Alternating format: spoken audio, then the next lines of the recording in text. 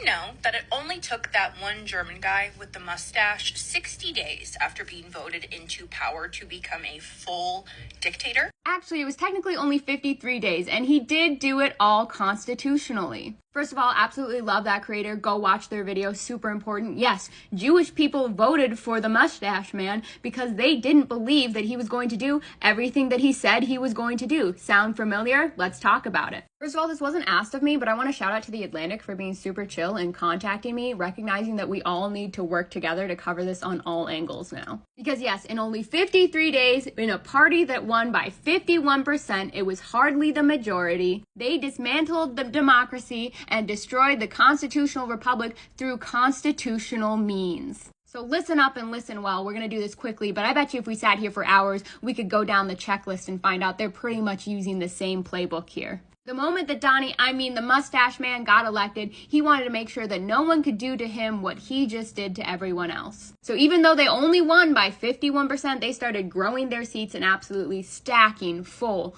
of the right. Similarly to how the Supreme Court now leans to the right. They wanted to make sure they had total authority over their executive branch so they could speed run any law they want. But maybe even more concerningly similar to what we've seen the last few years, the mustache man ran by making the general public wary towards facts and news, right? He kind of pioneered the fake news trope, so that he could say one thing and do another, but when the news reported on it, people just wouldn't believe it. Or even to the point where he would say something horrific and they'd be like, he doesn't mean it, or come up with excuses, living in some sort of cognitive dissonance. Does that sound familiar at all? Looking at you specifically, Elon. Also, of all their departments, he established a dedicated department who focused on gaining total control of the news and the media, and pretty much all forms of communication. Does this sound familiar at all? Facebook, YouTube, Instagram, Twitter, and soon possibly TikTok. And a lot of the way they did this was by fear-mongering certain groups of people. You know, people that didn't fit into their idealistic view of the the German family.